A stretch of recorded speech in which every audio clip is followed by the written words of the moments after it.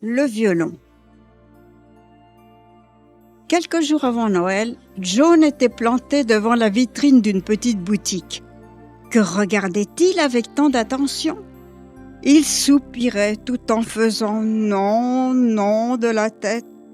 Plusieurs instruments de musique dans la vitrine, mais John n'avait d'yeux que pour un seul, un beau violon. Rien qu'à le regarder, John pouvait presque entendre le son qu'il produirait si des mains expertes caressaient ses cordes avec un archet. Ces mains expertes, il avait longtemps espéré que ce seraient les siennes, mais il ne fallait plus y penser. Jamais il n'y arriverait, jamais il n'aurait assez d'argent pour l'acheter. Quelle folie de croire que lui, un fils de paysan, pourrait s'offrir une telle merveille! Ah, ce désir qu'il avait dans la tête depuis si longtemps! C'était la faute de l'aubergiste du village. Il lui avait rendu un service alors qu'il n'avait que 7 ans, et l'aubergiste lui avait donné le violon de son fils qui ne rêvait que de bagarre. Qu'allait-il en faire de ce violon? Le père de John, aussi embarrassé que lui, conseilla de donner le violon au pasteur, vu que pour ce qui touche la musique, il y a bien que lui qui en sache quelque chose, dit-il. Le petit John s'était donc rendu à l'église le dimanche suivant, en espérant bien se débarrasser de l'encombrant violon. Il avait une nouvelle fois raconté son histoire pendant que le pasteur ouvrait l'étui. Mais alors qu'il croyait enfin en avoir terminé, il avait eu la surprise d'entendre le pauvre homme lui expliquer qu'il s'agissait d'un demi-violon. « Non, non, John dit, je n'ai pas coupé le violon en deux, il est bien entier. » Le pasteur se mit alors à rire et lui expliqua que le demi-violon voulait dire que c'était un violon fait spécialement pour les enfants et qu'il était juste bien pour John.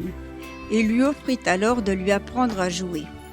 John, qui n'avait pas du tout envie d'apprendre, dit qu'il n'avait pas d'argent pour payer des leçons de violon.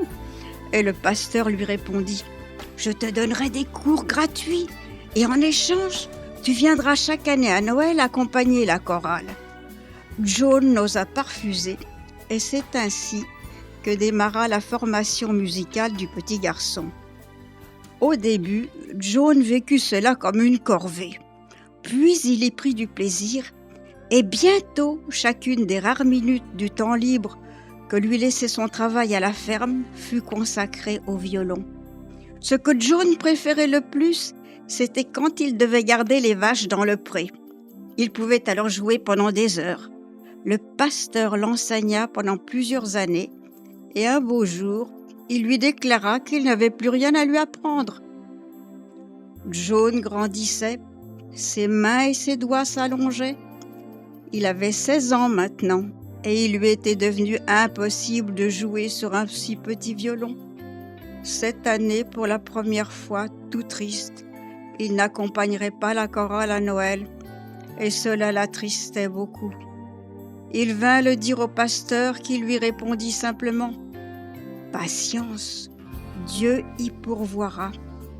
Toujours planté devant la vitrine, John sortit brutalement de son rêve en réalisant que la neige tombait en gros flocons et qu'il avait froid.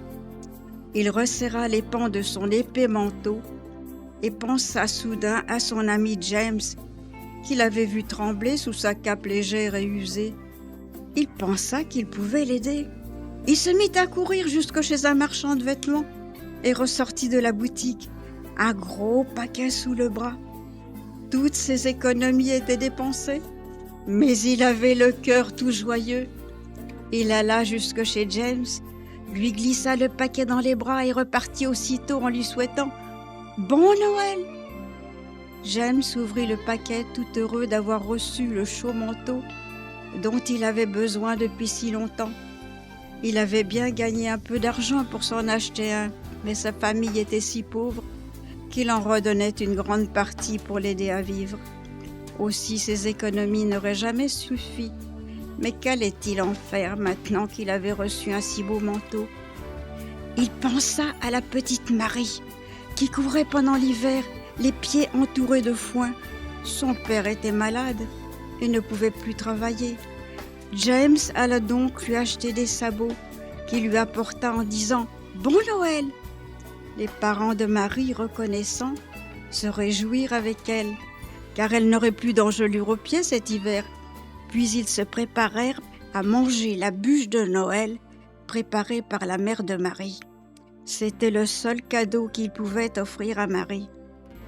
Lorsqu'elle vit la bûche dont elle avait rêvé depuis si longtemps, elle dit qu'elle avait si chaud aux pieds maintenant, que les sabots étaient un tellement beau cadeau qu'à son tour elle avait envie d'en faire un. Pourquoi ne pas offrir sa bûche de Noël à Jeanne? Depuis que ses parents étaient morts, elle vivait chez sa grand-mère, tellement pauvre que souvent elles se couchaient toutes deux sans avoir mangé. Quelques minutes plus tard, Marie et sa mère, affrontant le froid de la nuit, portèrent la bûche à Jeanne et à sa grand-mère en leur souhaitant un bon Noël. Jeanne se mit à dévorer la bûche des yeux. Elle se sentait capable de la manger toute seule, mais sa grand-mère lui dit « Non, non, elle est trop grande pour nous deux. Il nous faut la partager avec quelqu'un. Ce matin, j'ai vu à l'entrée du village un pauvre homme âgé, tout courbé sous le poids de son sac. Oh, ce devait être un étranger.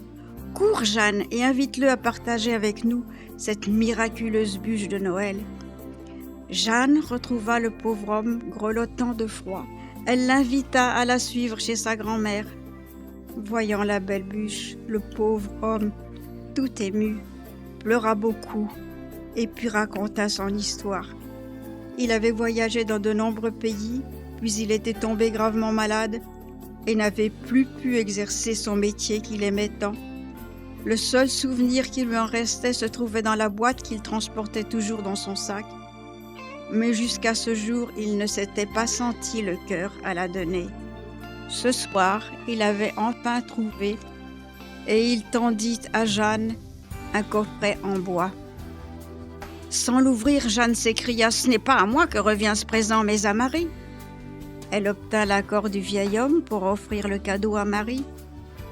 Ainsi, de maison en maison, de main en main, le coffret voyagea pendant la nuit, de Jeanne à Marie, puis à James, chacun voyant l'occasion de remercier son bienfaiteur. C'est ainsi que James, le matin de Noël, frappa 2 coups à la porte de son ami John, posa vite son présent sur le sol et sans attendre repartit. John, étonné, ouvrit le coffret. Un magnifique violon entier reposait sur un lit de velours rouge. Le rêve de John était devenu réalité. Il allait pouvoir accompagner la chorale de Noël. Il se rappela alors les paroles du pasteur. Dieu avait pourvu. Bon Noël à chacun. Il est né le Sauveur, joie dans mon cœur, joie.